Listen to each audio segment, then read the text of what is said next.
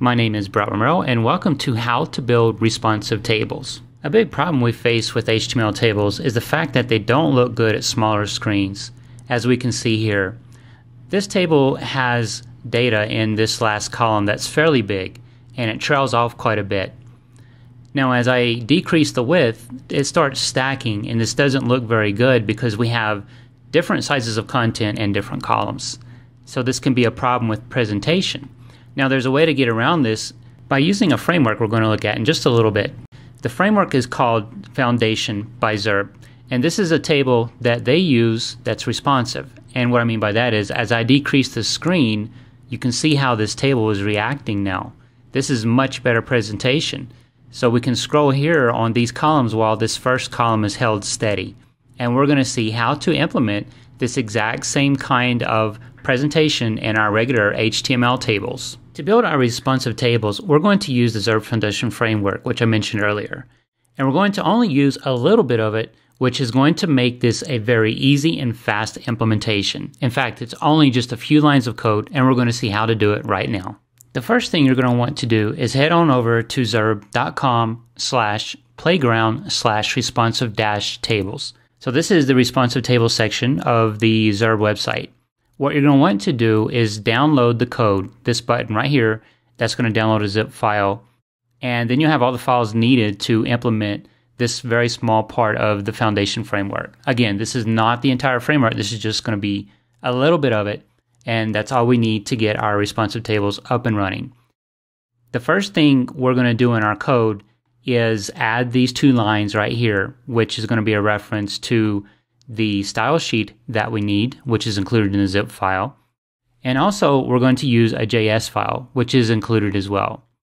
Then in the table that we're going to make responsive, we're going to include a class reference to responsive, this class right here named responsive.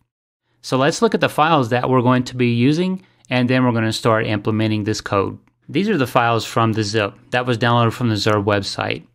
I have two folders, which is the JavaScript folder and the style sheets folder, both of which we're going to reference in our HTML file as we add in the pieces that are going to make our table responsive. Right here is the CSS file, and here's the JS file. These are the two lines of code that I referenced earlier on the website. This right here is a file that we're going to start with. It's just a basic HTML file. There's really nothing in it. And then we're going to build out our responsive table from this file. Up here is a file that's included that has the example tables that we looked at earlier in the intro section. So you can refer to this file right here if you want to see exactly what's needed to implement into your file as you're building the responsive table. And we're going to also use this file, so you'll see exactly what I mean by that.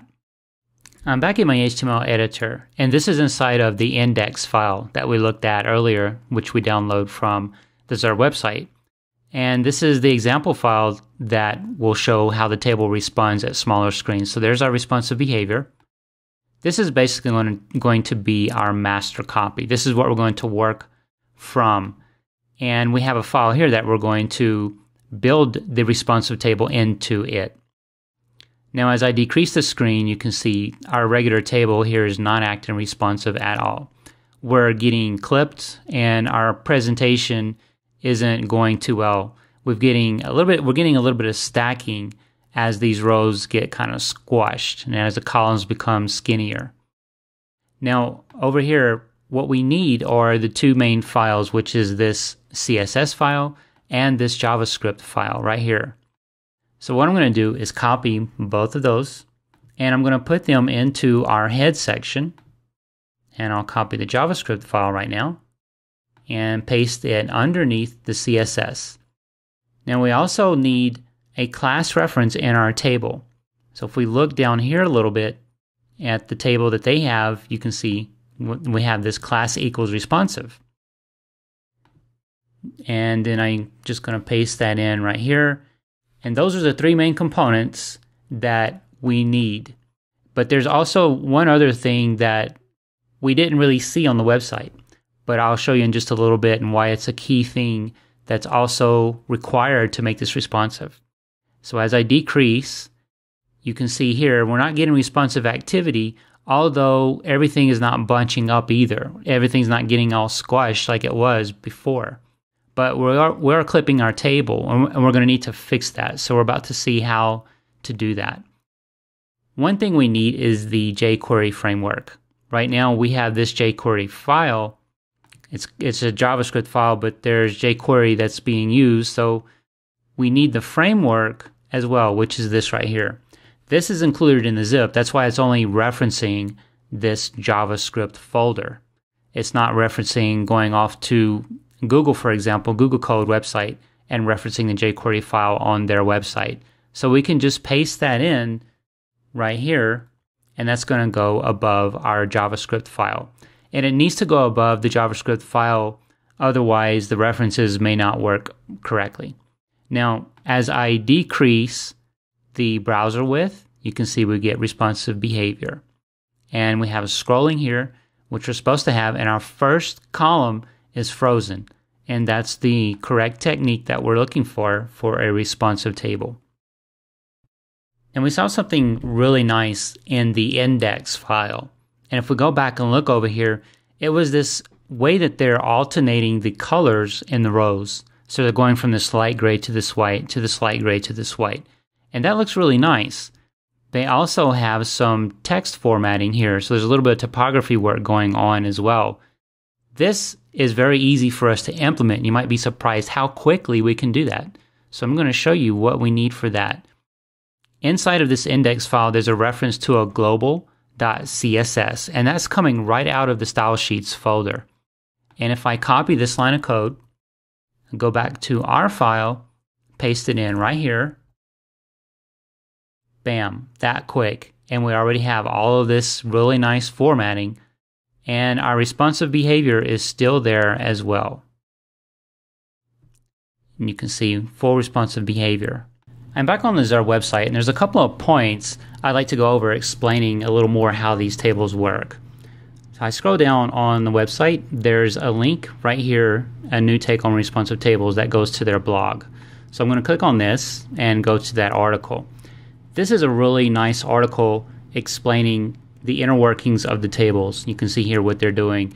And I suggest reading this so you can really understand what's happening behind the scenes and give you a better feel for how the code is put together and works. It's a really good read.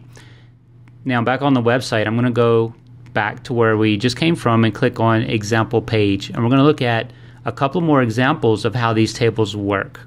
So this is the first example that we've been using.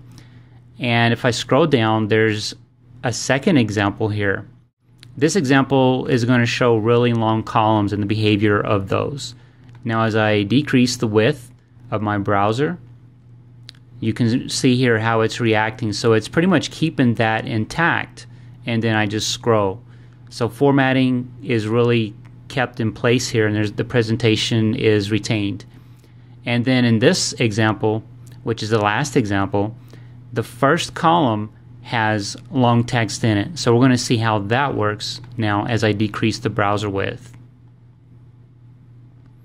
And what happens in this case is the first column becomes scrollable, just as the other columns do. So they have pretty much figured out a lot of these scenarios and make their table pretty reliable, pretty flexible in a number of scenarios. And that's Zurb Foundation's responsive tables that you don't need to use the entire framework to implement. Just a few lines of code and you're up and running.